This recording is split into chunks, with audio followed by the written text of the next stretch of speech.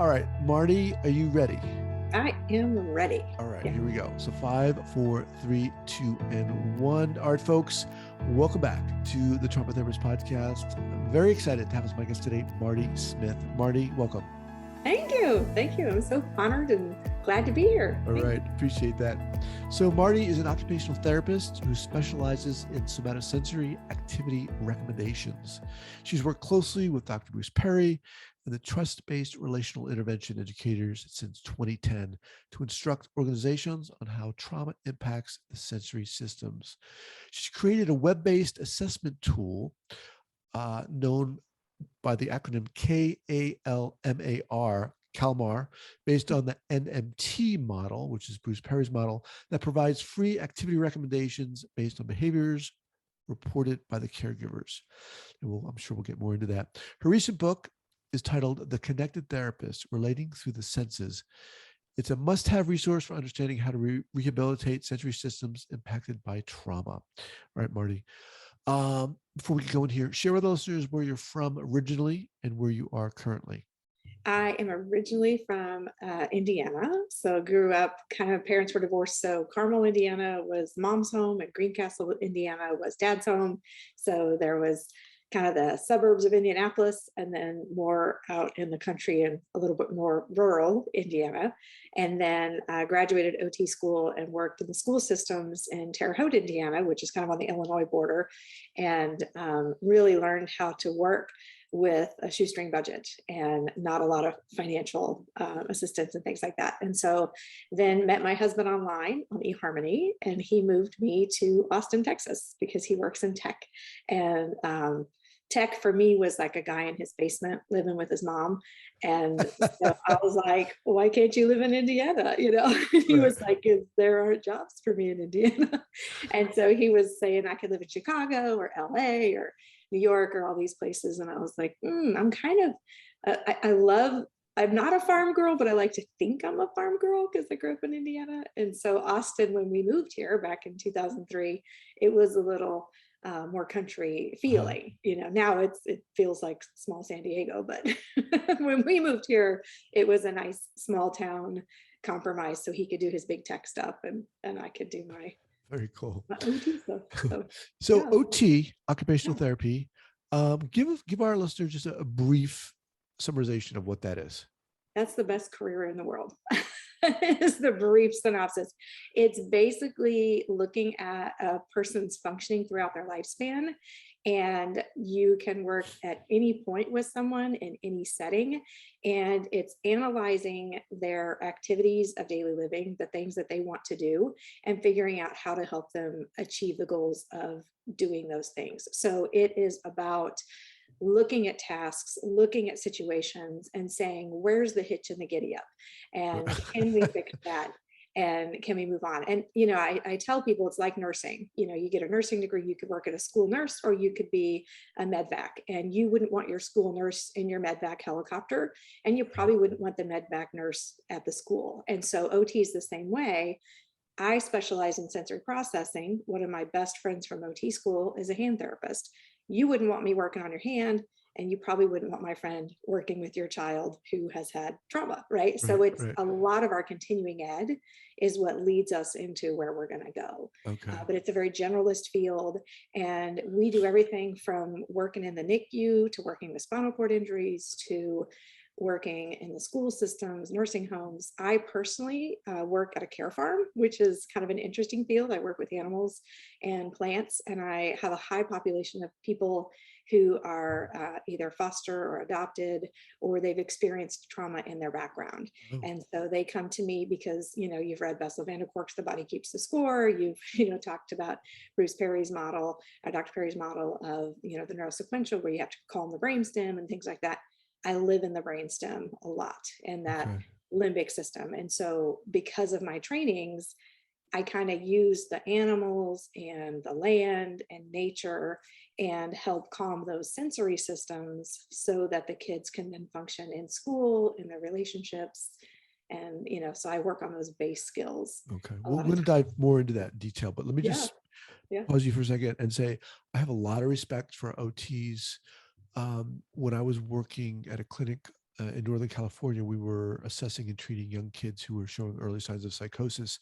Mhm. Um, we had a team, a multidisciplinary team, and there were a couple OTs on there, and I was like, well, "What's an OT?" But What's the occupation of a kid? They don't work, right? excuse me, yeah. But I tell you, I grew to really appreciate and respect the work that you folks do. So Thank I just want to say that, yeah.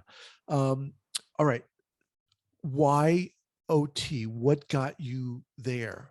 Yeah. So my father is a physician, small town family doctor, and my mother was a middle school math and Spanish teacher.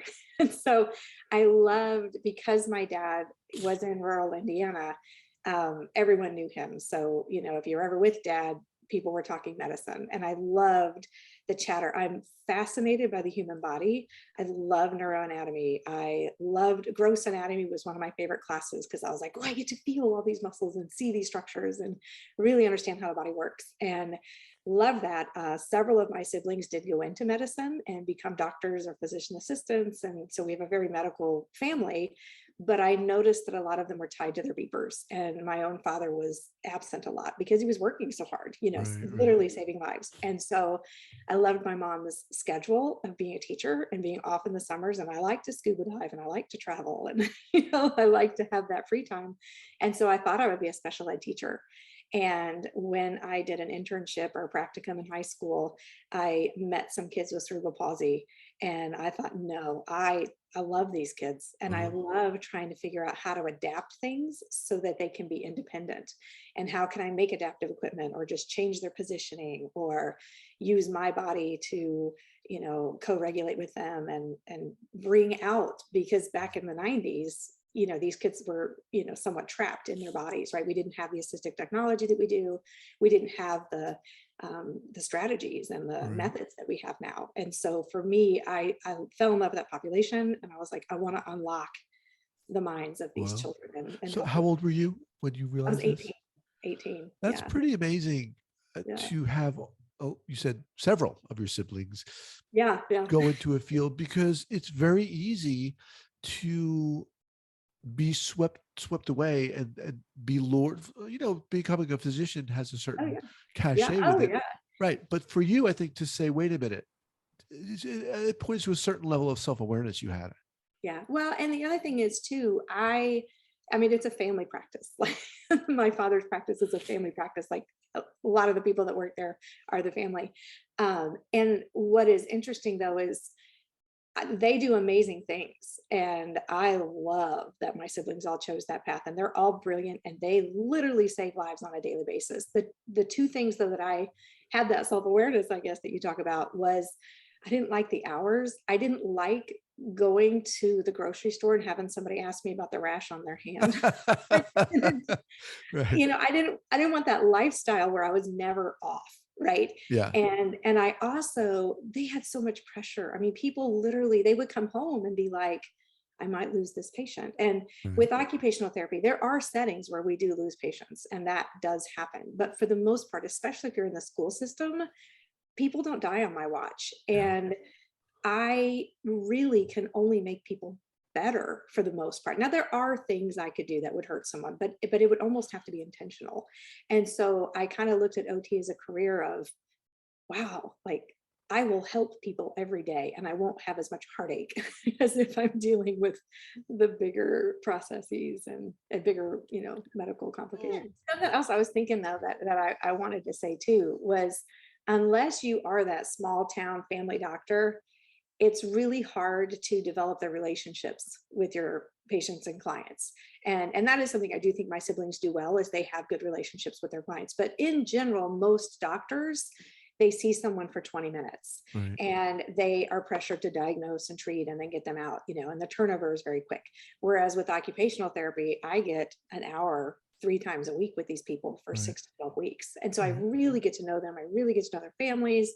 I can go really deep in their care. And so for me, that was more appealing than the physician where, it's quicker and there's more pressure to see more people for less So money. you get into, um, a program, occupational therapy program.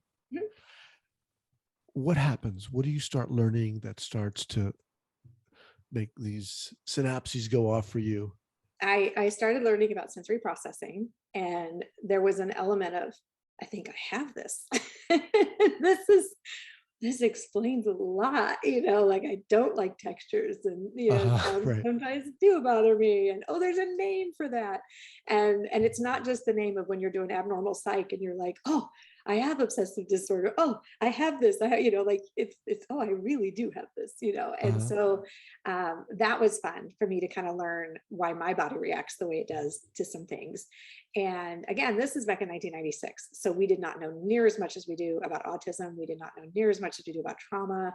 And so going through school, I really kind of prepared myself to work with cerebral palsy in the school system. And then I got into the school system, and that's when the bubble broke for me. And I realized, oh, I only have 2 kids with the diagnosis of cerebral palsy, and I have like 45 diagnosed as autism.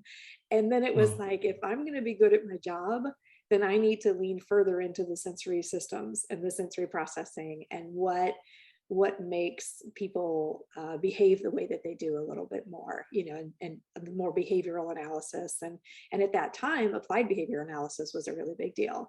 And I did some of it. I don't do as much now, but at the time, you're learning a lot of those systems. And, thankfully now I've moved more into the relational care and things like that. But I became really good with working with autism. And so, and it wasn't really my first choice, but once I started working with these kids, really fell in love with them, and just the quirky fun things that they say, and just really getting to know their families, and just their intentions, right. and being able to view the lens of, this kid isn't really trying to upset the teacher. Like, the kid's not even aware the teacher's in the room. This Right. isn't personal at all, right? Right. Like, everybody thinks it's so personal, and it's like, it's not personal at all. Like, there's something going on in his nervous system that we need to investigate. And maybe if we calm down his nervous system, then he'll be more pleasant to be around, and he'll feel better in his body Right. Right. too. And so that's when I started really leaning into autism and learning about that. And then that's how I found Dr. Perry.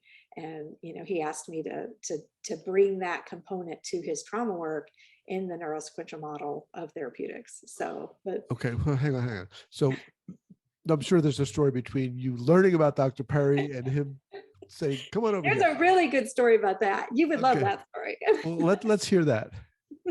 Well, first of all, so Yeah. where did you start? How did you start to learn about Bruce Perry? Well, he called me. Okay. That's where I learned about Oh, him. okay. And he actually, my husband was working with the brother of Jana Rosenfeld, who's the co-developer, has worked very closely alongside with Dr. Perry to develop the NMT. So they needed a developer, they needed a software guy. Oh, And okay. so Jana looked at her brother, and her brother was retired, but Rob, my husband, used to work with her brother. And so her brother was telling Jana, oh, Rob's the best software engineer ever, anywhere. And he happens to work in Texas. So call him up. So at the time I was having a baby, or I had a baby, and Rob starts working for this guy named Bruce Perry, who I've never met. And all I know is they're just spending so many hours on the phone, and they're building this metric. And so Rob would ask me, he would say, come look at this. This is sensory stuff. Like, I think you'd really get into this. And I was Oh, like, I'm a baby. Like, I have no interest in this. And he was like, well, he's talking about the brainstem, and Marty, you love the brainstem. Like, how should I pitch this to I'm gonna talk to Bruce tomorrow. How should I help him organize this? And I was like, I don't know, you can put this there or that there. And pretty soon, Dr. Perry was like, you seem to know a lot about the brain, Rob, not just like development, right? And he was like, oh, that's my wife. She's been kind of oh guiding my me, God, that's so funny. things like that. Yeah. And so then he says, well, I want to meet your wife. And Rob was like, you need to meet my wife. And so Rob really tried to get us together, and I really didn't want to meet him. And this is all in my book too. And so I had a friend that was over who wanted me to work with her son, who was adopted, and because she knew I was good with the sensory systems. And Bruce happened to call at that time while I was working with them, and her name is Julie Corey, and she's real big into the trauma world. And so she goes, are you telling me Dr. Bruce Perry is talking to your husband at like 9 o'clock at night, like right now? And I was like, yes, they do this all the time. She's like, you know Oh, who he this is is? so great. And I was like, no, I don't know who he is. I don't care who he is. Like, and she says, she's like, you need to meet him. And I was like, I don't think I do because I'm really busy. And so, and I was doing a lot of trainings. I was already traveling all over the country presenting on autism. And so anyway, Rob finally got the two of us together, and Bruce called me and he said, do you want to, he's like, I love the things that you're bringing, through Rob, and I need someone to help me with the activity component, which is OT, which is what you are. And I was like, yeah, but I'm really happy with where I am and, all these things. And then he says, well, I do a lot of work in Australia. So I said, well, if you can get me to Australia, I will join your team. Wow. And I've taught in Australia using his model. And so, and then it was like this awakening of, he gave me all the videos and he says, okay, we're going to start this thing called the NMT. Everybody's going to watch all these videos. We're going to do these metrics. We're going to use your husband's, thing that, we developed together. And so I'm watching all these videos that you have to do the training, and it just wrecked me because I realized how much of my own baggage, and I'm listening to all these things, and I knew development, I knew neuroanatomy, but the way he put it together of, if you've had this adverse experience, it's going to change things. And I've always thought of like strokes and head injuries and more static things later in life, but that early trauma affecting your growth patterns and things was a little eye-opening. Well, very eye-opening for me. Go if you are willing, just go there for a minute. What wrecked you specifically? What was it? I think because I did not have the most optimal upbringing. And when Dr. Perry would say something like, if the mother does XYZ, then the baby will do XYZ. And I had these moments of realization of like, oh my gosh, that's me. And then I would have these realizations of, and that's my child. And so not only could I see the things he talked about in my past, but I could see how I was replicating them with my own child. And it wrecked me because then, here I am, we're a very well-to-do family, white suburbia. There's no trauma, with us, and the baby was wanted and all these things. And yet by some of Bruce's standards, like my own kid could have, quote unquote childhood trauma. I had a difficult birth. I had, I won't get into too much of my story here, but, there were a lot of things that he would talk about that I could relate to that I never considered as trauma, and so it gives me this empathy of working with these parents who have these kids who had poor birth stories, and it was not intentional at all, and as I'm leaning more into foster and adopt and things like that, much of it isn't intentional. And that changed my view too of, shaken baby syndrome. I've worked with kids with shaken baby syndrome, and I had such judgment for those parents of, why would you shake a baby? Like, that's terrible. And then you get to the point where you're like, oh, I know why you shake a baby. Right. And by the grace of God, I did not. Right. And I think a lot of parents could empathize with that. Well, and true. And then it's like, and then you listen to Dr. Perry's videos and his teachings and stuff, and you realize that these people didn't have the capacity to not shake the baby, and so then it just changes your outlook of how you approach your clients. And in my training, I do a lot of trainings too. And so that's part of what I try and bring to my trainings is that empathy piece of everybody's doing the best they can.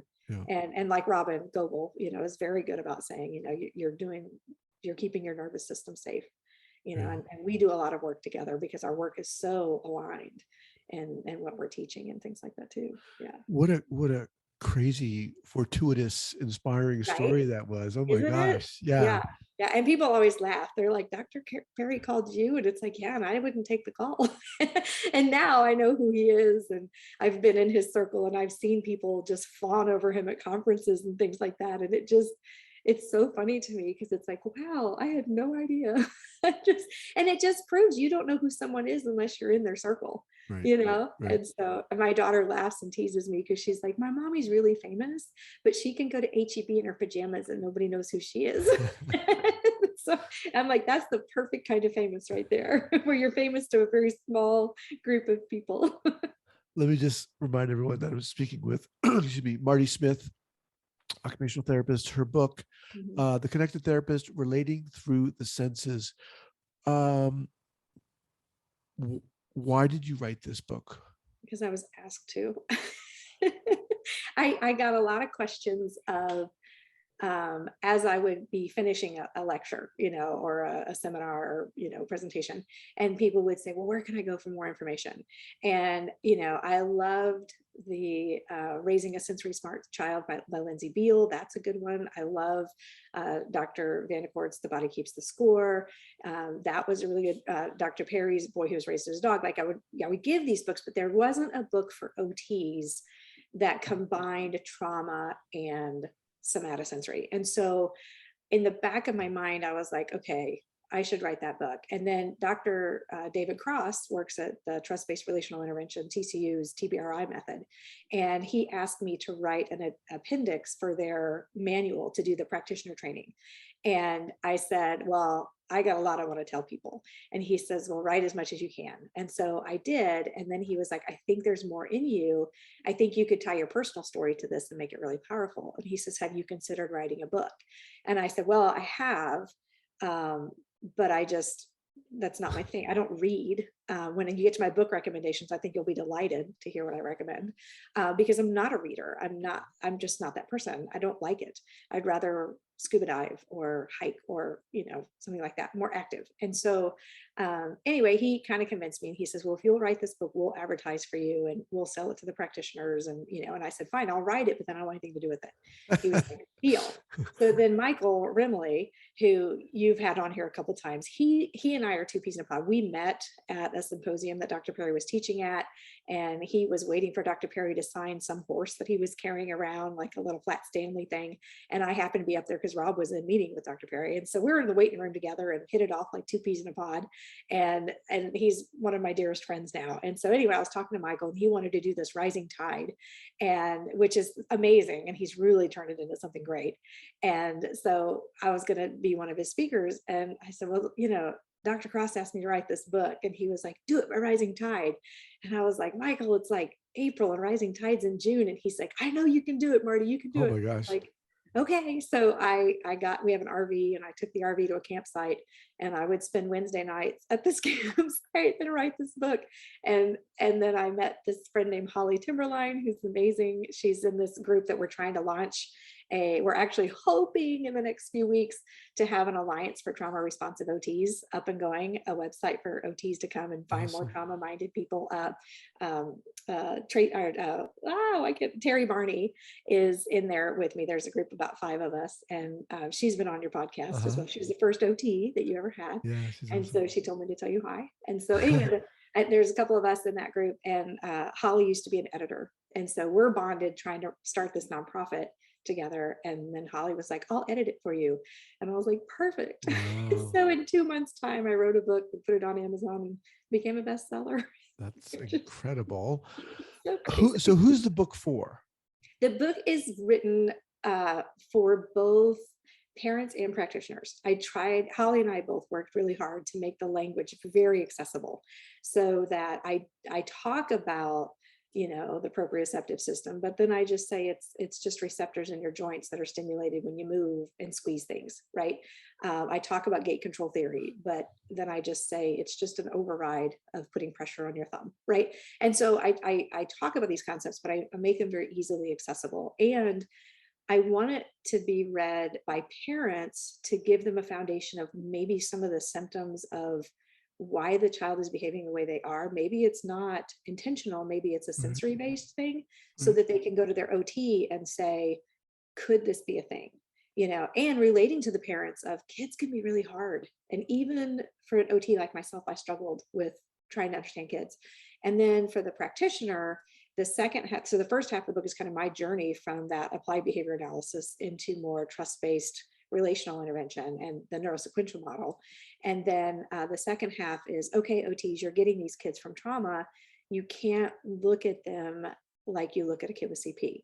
Here are these other factors that you have to consider because of how their brain formed due to the adversity. And here are actual techniques and tips to do that. And that's one of the things that, if you look at the Amazon reviews and the people that come up to me and talk to me, they love the practical tips. And so, I had a therapist email me, and she said she had the book sitting on her side table and her daughter struggles with sleep. And so she came in and she goes, "Mommy, what's this book?" Because it's got my daughter's on the cover and she's real cute and they're in blue bonnets and stuff.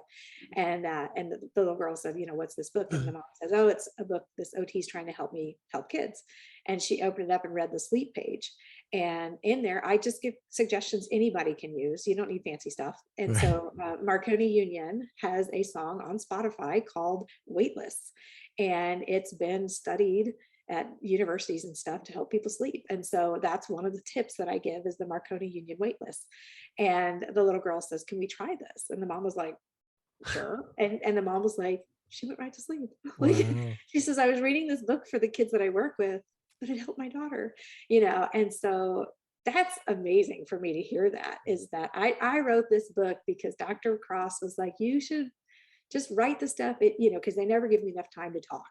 And he's like, "If I could give you unlimited talk, what would you say to people?" And I was like, "Okay, I would say this." Right. And Right. then I sat in my camper and acted like I was having coffee with a parent and a therapist. And When you say therapist, do you mean occupational therapist or I any do type mean of? occupational therapist, Okay. but so many social workers, psychologists, school counselors, they love this book. It's absolutely crazy. The Texas Juvenile Justice Department, one of their directors has purchased it for all of their caseworkers, and Wow. they've all read it. They did a big book study on it. And so, like, anybody can read this book. That's awesome. What Yeah. that song Waitlist, who was it by? Marconi Union. I can play Marconi. it for you now if you want. I've got Spotify up.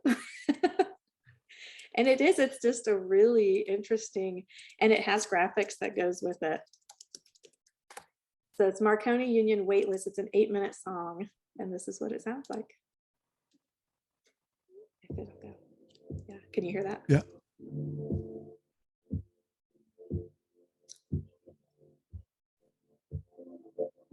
And so it has a build up, Uh-huh. but do you feel the heartbeat Yep. Yep. in that? But the heartbeat is kind of that 60 beat per minute. And so Uh-huh. if your mind is racing and you're thinking of things, then your heartbeat's going to speed up. Right. And what happens when you play music that matches your heart, like that has a lower beat, your heartbeat will sync to that. And that's why Awesome. music is such a motivator. And when you're trying to do something, you'll put in music that has a certain tempo, and then you'll feel a different way. So if I wanted kids to clean up their room, I wouldn't come in and be like, "Clean up, Right.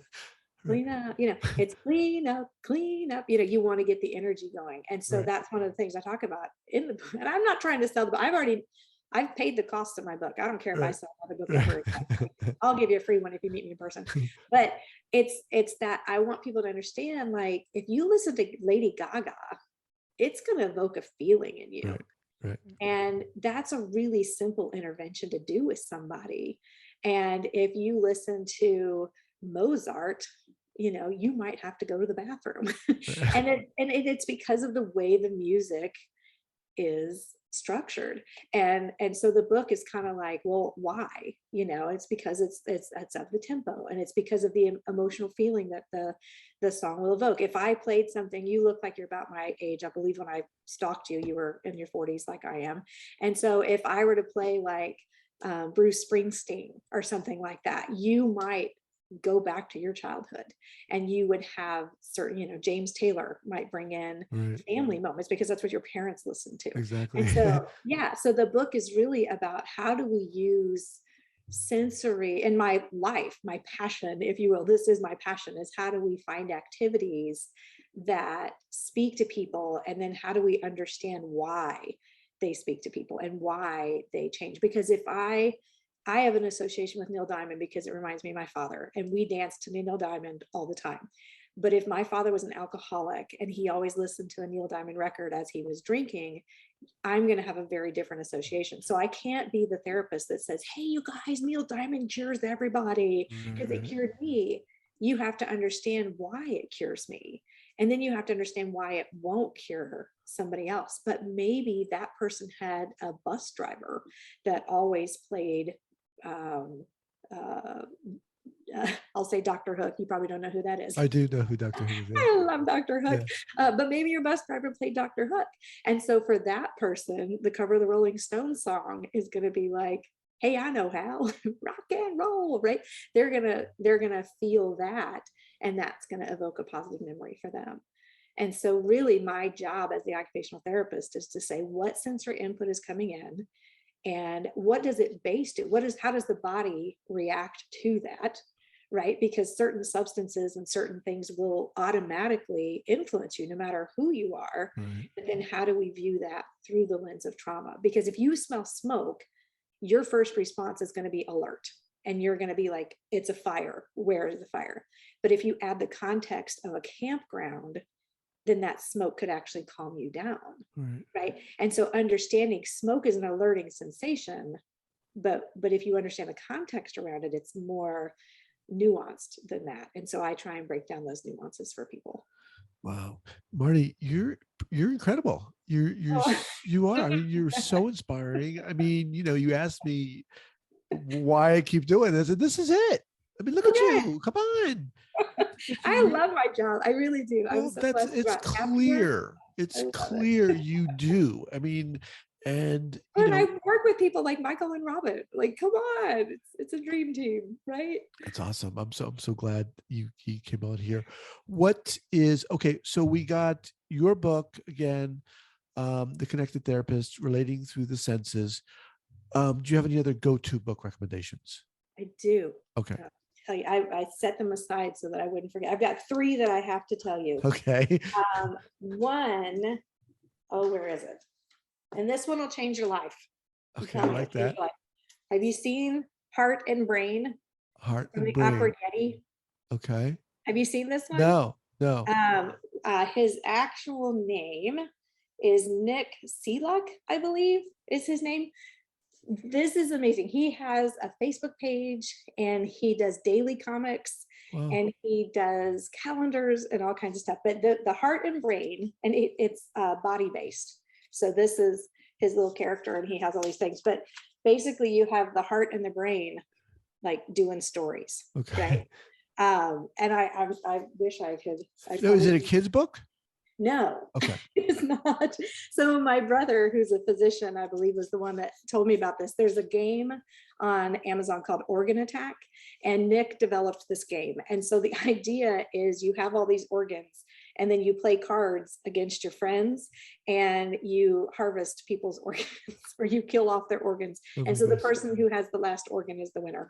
And it's really fun. And it talks about like all the different diseases that can attack the different systems. And it's very knowledge-based and stuff like that. And so, but then heart, even on the brain, like heart is drawn towards utter nonsense and the brain is drawn towards adult responsibilities. And so his comics are always between heart saying like, oh, this looks amazing. And then brain going, heart, we have to do work. Right, and then heart going, but this is amazing. And it's this beautiful cartoon. Every day you get a new one.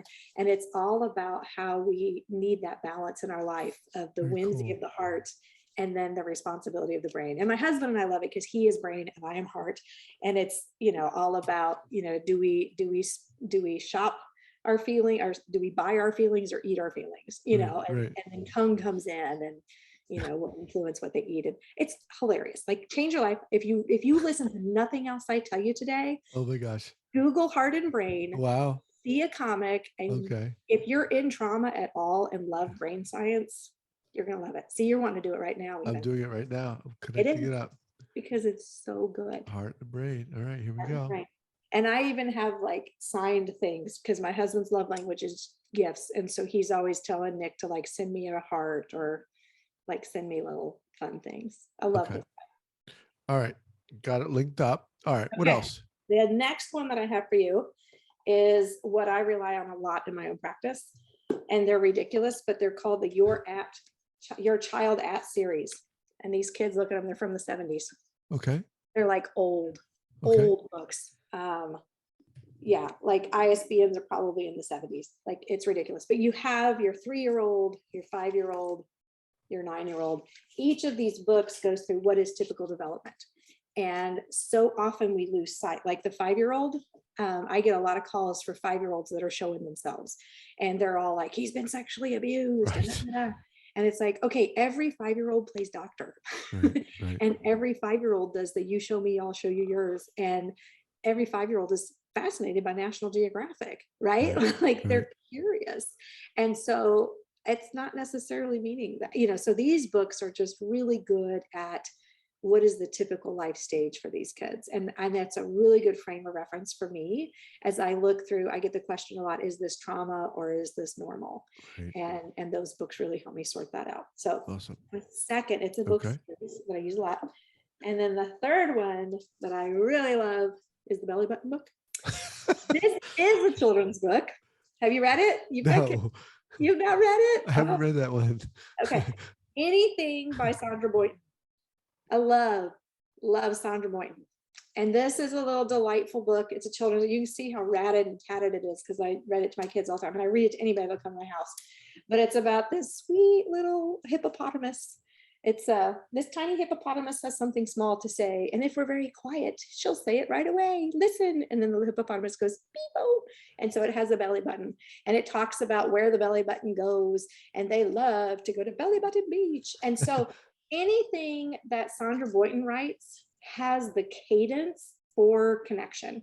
And it has that rhythmosity of snuggling with the child and having it be like, this tiny hippopotamus has something small to say, and then you lean in and then you do the little beep. And so it's just this delightful dance of rhythm and serve and return. And I live a lot in the like be high arousal and then be low arousal, and so we want kids to be able to be really excited and also be calm. And the kids I work with, they get stuck and they're really excited, or they get stuck and they're really calm. And so to teach them how to move through that rhythm is very important. And so Sandra Boynton is one of my favorite authors, and any of her books are just delightful in their rhythm, and she's got songs that go with them and all that.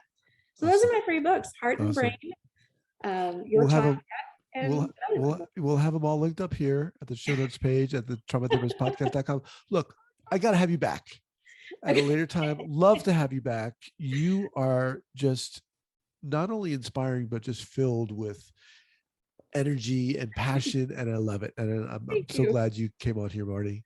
Oh, good. I'm glad to be here. All right. It is like I saw you. I've been doing this for 15 years and you've been doing this for a long time too. And when you first came out, I was like, I need to get on that guy's podcast. And then when Michael was on there, I was like, Michael, get on there. And then Robin's on there. And I was like, y'all starting to drop my name. I need to meet this guy. He seems really cool. So thanks for finally, having me. You're so welcome. What's the best way for people to get in contact with you? Not. No. And I don't mean that mean. I'm just terrible at correspondence. They can go to my website, creativetherapies.com. Okay. There is a contact us button on there. And that is me. When they hit contact us, it is me. I don't have any staff or anything like that. So, but I also tell people be the squeaky wheel and keep contacting me, because unless I'm expecting something from you, probably the third time is the charm. And if you're persistent, then I'll get back with you. But Marty, thank you so much for doing this. You're amazing. Well, thanks for having me. I appreciate All right. it. We'll be in touch. All right. Thanks. Bye-bye. Bye-bye.